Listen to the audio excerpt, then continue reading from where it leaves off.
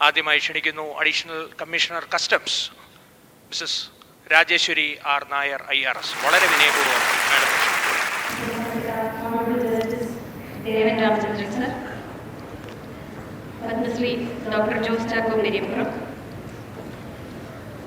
Shri Muhammad Hanish sir, വേദിയിലിരിക്കുന്ന പ്രഗത്ഭരായ മറ്റു വ്യക്തിത്വങ്ങൾ, പ്രിയപ്പെട്ട കുട്ടികളെ, ഏറ്റവും പ്രിയപ്പെട്ട മാതാപിതാക്കളെ, ഇന്ന് ഇവിടെ എല്ലാ വിഷയത്തിനും A+ ലഭിച്ച കുട്ടികളെ അനുമോദിക്കാനായി ഇങ്ങനെ ഒരു ചടങ്ങ് സംഘടിപ്പിച്ച ഇതിൻ്റെ സംഘാടകരായ മനോരമയ്ക്കും പാലാ ബ്രില്യൻറ്റിനും പ്രത്യേകം അഭിനന്ദനങ്ങളും എന്നെ ഇതിൻ്റെ ഒരു ഭാഗമാക്കാനായി ക്ഷണിച്ചതിന് പ്രത്യേകം നന്ദിയും അറിയിച്ചുകൊണ്ട് ചുരുങ്ങിയ ചില വാക്കുകളിൽ നിങ്ങൾക്കെല്ലാം അഭിനന്ദനം അർപ്പിക്കട്ടെ. വളരെ സന്തോഷമുള്ള ഒരു മുഹൂർത്തമാണിത്. ഒരു അധ്യയന വർഷം മുഴുവൻ ഒരു തപസ് പോലെ അർപ്പണബുദ്ധിയോടെ അച്ചടക്കത്തോടെ പഠിക്കുകയും മനസ്സാന്നിധ്യത്തോടെ പരീക്ഷകളെ നേരിടുകയും ചെയ്ത നിങ്ങളുടെ ഓരോരുത്തരുടെയും പരിശ്രമം നേട്ടത്തിലെത്തിയിരിക്കുകയാണ്. ഇന്ന് ആ പരിശ്രമത്തിൻ്റെ ആ നേട്ടത്തിനെയാണ് നമ്മളിവിടെ ആഘോഷിക്കുന്നത്. നിങ്ങളുടെ ബുദ്ധി, ടാലൻറ്റ്, നിങ്ങളെല്ലാവരും ബുദ്ധിയുള്ള കുട്ടികളാണ്, എല്ലാവർക്കും വളരെയധികം കഴിവുകളുണ്ട്. അതിനേക്കാളൊക്കെ ഉപരി ആ ഒരു പരിശ്രമത്തിനെയാണ് നമ്മൾ ഇന്നിവിടെ അഭിനന്ദിക്കുന്നത്. ഈ എല്ലാ വിഷയത്തിനും ഇത്രയധികം ഉന്നത വിജയം കിട്ടാത്ത കുട്ടികൾ, ആ കുട്ടികൾ ബുദ്ധിമാന്മാരല്ല എന്ന് ഇതുകൊണ്ട് അർത്ഥമില്ല. അതുപോലെ തന്നെ ഈ ഒരു വിജയം 10ാം ക്ലാസ്സിലെയും 12ാം ക്ലാസ്സിലെയും വിജയം കൊണ്ട് എല്ലാം നേടിയെന്നും ഇനി ജീവിതത്തിൽ പുതിയ കൂടുതൽ പരിശ്രമമോ ലക്ഷ്യബോധമോ ആവശ്യമില്ല എന്നും നിങ്ങൾ ആരും കരുതരുത്. ഈ വിജയത്തിൽ നിന്നും ആത്മവിശ്വാസം ഉൾക്കൊണ്ട് കൂടുതൽ ഊർജത്തോടെ മുന്നോട്ട് പോകാനുള്ള തീരുമാനം എടുക്കാനും അതുപോലെ തന്നെ ഈ വിജയത്തിന് ഇന്ന് നിങ്ങളെ പ്രാപ്തരാക്കി തീർത്ത അതിന് കാരണഭൂതരായ നിങ്ങളുടെ ഓരോരുത്തരുടെയും മാതാപിതാക്കളെയും അധ്യാപകരെയും കൃതജ്ഞതയോടെ വന്ദിക്കുവാനും അവർക്ക് നന്ദി പറയാനുമുള്ള ഒരു സന്ദർഭം കൂടിയാണിത്. ഇനി നിങ്ങളുടെ മുന്നിൽ തുറന്നു കിട്ടുന്നത് അനന്ത സാധ്യതകളുടെ ഒരു വിശാലമായ ലോകമാണ്. ആ ലോകത്തിലേക്ക് നിങ്ങൾ ഇറങ്ങിച്ചെല്ലുമ്പോൾ എന്ത് തിരഞ്ഞെടുക്കണം, എങ്ങനെ മുന്നോട്ട് പോകണം എന്ന് തീരുമാനിക്കുമ്പോൾ ഓർത്തിരിക്കേണ്ട ചുരുക്കം ചില കാര്യങ്ങൾ പറയാനായിട്ട് ഞാൻ കുറിച്ചു വെച്ചിരുന്നു. ഇത്രയും പ്രഗത്ഭരും വാഗ്മികളുമൊക്കെയായ ഇവിടുത്തെ വിശിഷ്ടാതിഥികളെല്ലാം അതെല്ലാം ഇവിടെ സംസാരിച്ചു കഴിഞ്ഞു. അപ്പോൾ എനിക്ക് സംസാരിക്കാനുള്ളത് വളരെ ചുരുക്കി ഒരു ഓർമ്മപ്പെടുത്തൽ എന്ന പോലെ ഒന്നുകൂടി പറയാം. ജീവിതത്തിൽ വിജയം അഥവാ സക്സസ് എന്താണ്, ജീവിത വിജയം കൊണ്ട് അർത്ഥമാക്കുന്നത് എന്താണ്, ഇന്ന് നമ്മുടെ ഉദ്ഘാടകൻ ബഹുമാനപ്പെട്ട ജസ്റ്റിസ് ഓൾറെഡി അതിനെക്കുറിച്ച് സംസാരിച്ചു കഴിഞ്ഞു. ഇന്നത്തെ സമൂഹ മാധ്യമങ്ങളിൽ വളരെ കുറച്ച് സമയം നമ്മൾ ചെലവഴിക്കുകയാണെങ്കിൽ നമുക്ക് മനസ്സിലാകും ഈ സക്സസ് അല്ലെങ്കിൽ വിജയം എന്നതിന് എത്ര ഇടുങ്ങിയ നിർവചനമാണ് ഇന്നത്തെ തലമുറ അല്ലെങ്കിൽ ഇന്നത്തെ ലോകത്ത് മനുഷ്യർ നൽകിക്കൊണ്ടിരിക്കുന്നത്. അവരാരും തെറ്റാണെന്ന് പറയുന്നില്ല. പക്ഷേ നമുക്ക് എന്താണ് ജീവിത വിജയം എന്നതുകൊണ്ട് നമ്മൾ എന്താണ് അർത്ഥമാക്കുന്നതെന്ന് നമ്മൾ ഓരോരുത്തരും തന്നെയാണ് തീരുമാനിക്കേണ്ടത്. നിങ്ങൾക്ക് ജീവിത വിജയം എന്താണ്, അത് നിങ്ങൾ തന്നെ തീരുമാനിക്കേണ്ടിയിരിക്കുന്നു. ഒരാളുടെ വിജയത്തെ മറ്റൊരാളുടെ വിജയവുമായി താരതമ്യപ്പെടുത്തേണ്ട കാര്യമില്ല. നമ്മുടെ ജീവിതത്തിൽ ഏറ്റവും പ്രാധാന്യം കൊടുക്കേണ്ടത് എന്താണെന്ന് നമ്മൾ തിരിച്ചറിയുന്നതിനായിട്ട് സ്വയം ചോദിക്കേണ്ട ചില ചോദ്യങ്ങളുണ്ട്. അതിൽ ഒന്നാമത്തെ ചോദ്യം, എനിക്ക് ഏറ്റവും സന്തോഷം ലഭിക്കുന്നത് എന്ത് ചെയ്യുമ്പോഴാണ്? What makes me happy?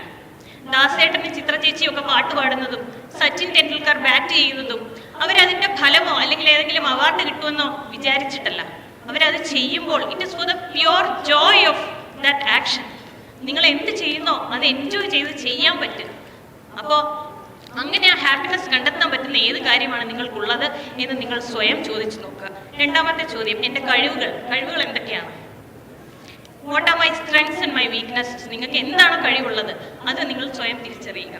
മൂന്നാമത്തെ ചോദ്യം, എൻ്റെ കഴിവുകൾ മറ്റുള്ളവർക്ക് പ്രയോജനപ്പെടുന്ന രീതിയിൽ, അതായത് നിങ്ങൾക്ക് എന്ത് കഴിവാണോ ഉള്ളത് അത് മറ്റുള്ളവർക്ക് പ്രയോജനപ്പെടുന്ന രീതിയിൽ എങ്ങനെയാണ് ഉപയോഗിക്കാൻ സാധിക്കുക? How can my potential be best use to help others?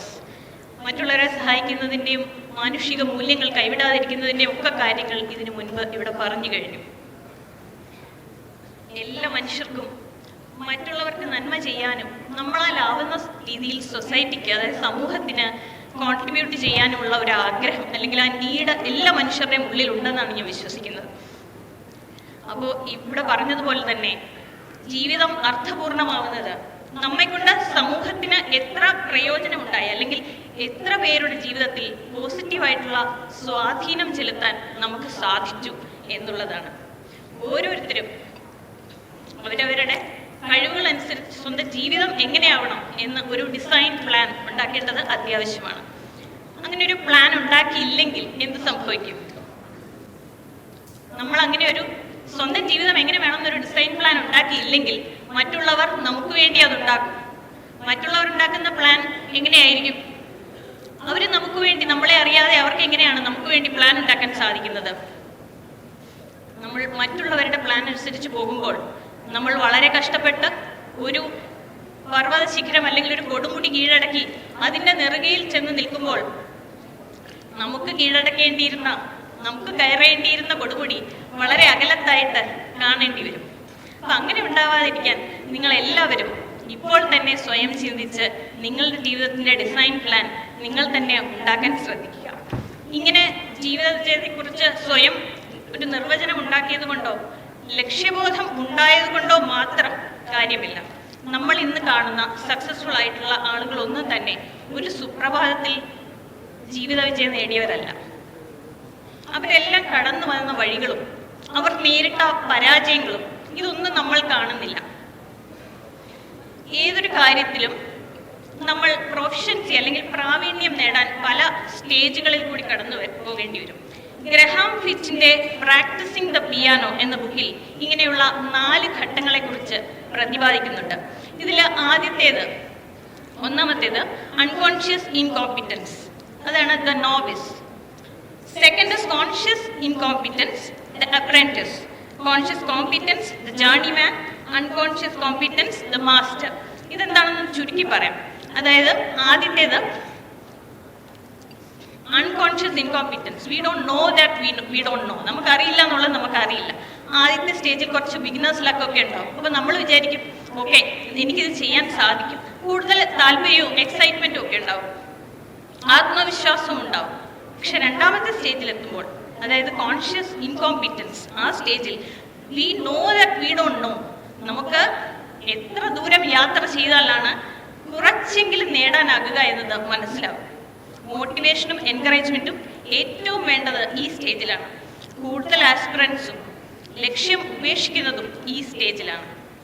മൂന്നാമത്തെ സ്റ്റേജായ കോൺഷ്യസ് കോമ്പിറ്റൻസിലെത്തുമ്പോഴേക്കും we know that we know. നമുക്കറിയാം, നമുക്കറിയുന്നതിനെക്കുറിച്ചും അറിയാത്തതിനെക്കുറിച്ചും നമുക്ക് വ്യക്തമായ ധാരണയുണ്ടാവും. പക്ഷെ നമുക്ക് മുന്നിൽ വെല്ലുവിളികളും കഷ്ടപ്പാടുകളും ആത്മവിശ്വാസവും ഒക്കെ ഉണ്ടാകും. ഈ സമയത്ത് ലക്ഷ്യത്തെ കൈവിടാത്തവരാണ് നാലാമത്തെ സ്റ്റേജിലേക്ക് എത്തുന്നത്. നാലാമത്തെ സ്റ്റേജിലെത്തുന്നവർ ഈ സ്റ്റേജിൽ we don't know that we know. സ്വതസിദ്ധമായി നമ്മുടെ സെക്കൻഡ് നേച്ചർ എന്നപോലെ നമുക്ക് ആ സ്കില്ല് നമ്മളിൽ നിന്ന് ഒഴുകി വരും. ഉദാത്തമായ കലാസൃഷ്ടികളൊക്കെ ഇങ്ങനെയുള്ള ഒരു സ്റ്റേജിലാണ് പുറത്തു വരുന്നത്, മാസ്റ്റേഴ്സിൻ്റെ ഉള്ളിൽ നിന്നും. മാസ്റ്റേഴ്സൊക്കെ ആ സ്റ്റേജിൽ എത്തിയവരാണ്. എൻ്റെ അഭിപ്രായത്തിൽ ഏറ്റവും പ്രധാനപ്പെട്ടത് രണ്ടാമത്തെയും മൂന്നാമത്തെയും സ്റ്റേജാണ്.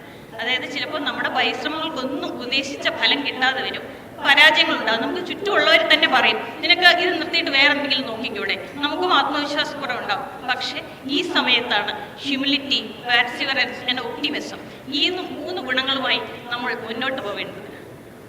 വിനയത്തോടെ, ക്ഷമയോടെ, സ്ഥിരോത്സാഹത്തോടെ, ശുഭാപ്തി വിശ്വാസത്തോടെ തുടരുക എന്നുള്ളതാണ് നാം ചെയ്യേണ്ടത്. നമ്മുടെ കൂടെ ഉണ്ടായിരുന്നവർ നമുക്ക് മുന്നിലെത്തിയേക്കാം, പക്ഷെ അവരുടെ വേഗതയെ നമ്മുടെ വേഗതയുമായിട്ട് തുലനം ചെയ്യേണ്ട യാതൊരു കാര്യവുമില്ല. ഈ ഘട്ടങ്ങളിൽ തളരാതെ നിർഭയരായി ലക്ഷ്യപ്രാപ്തിക്ക് വേണ്ടി പരിശ്രമിക്കുക. നിങ്ങളുടെ പരിശ്രമത്തിന് പകരം വെക്കാൻ മറ്റൊന്നുമില്ല എന്ന് സ്വയം തിരിച്ചറിയുക. ഈ സമയത്ത് രവീന്ദ്രനാഥ ടാഗോറിന്റെ, ഞങ്ങൾക്കൊക്കെ 10ാം ക്ലാസ്സിൽ പഠിക്കാനുണ്ടായിരുന്നു, ഒരു പ്രെയർ ഉണ്ട്.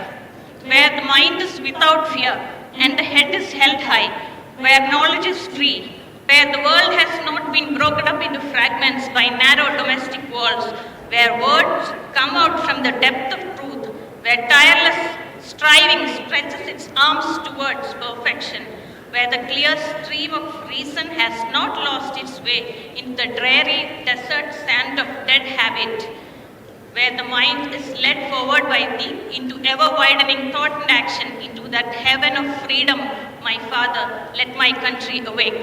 നമുക്ക് ഇതെപ്പോഴും ഓർമ്മയിൽ വെക്കാം. ഈ പ്രാർത്ഥനയിൽ ഉള്ളതുപോലെയുള്ള രാജ്യവും ലോകവും യാഥാർത്ഥ്യമാവാൻ നിങ്ങളിൽ ഓരോരുത്തരിലൂടെയും സാധിക്കട്ടെ എന്ന് പ്രാർത്ഥിച്ചുകൊണ്ട് എല്ലാവർക്കും ഒരിക്കൽ കൂടി പ്രത്യേകം അഭിനന്ദനങ്ങൾ അർപ്പിച്ചുകൊണ്ട് നിർത്തുന്നു. നന്ദി. ജയ്. എൻട്രൻസ് സംബന്ധമായ വാർത്തകളും അപ്ഡേഷനുകളും ഏറ്റവും വേഗം ആധികാരികമായി അറിയാൻ ബ്രില്യൻറ്റ് സ്റ്റഡി സെന്റർ പാല യൂട്യൂബ് ചാനൽ സബ്സ്ക്രൈബ് ചെയ്യുക. ബെൽ ഐക്കൺ അമർത്തുക. ഈ വീഡിയോ മറ്റു സുഹൃത്തുക്കളിലേക്കും ഷെയർ ചെയ്ത് നൽകുക.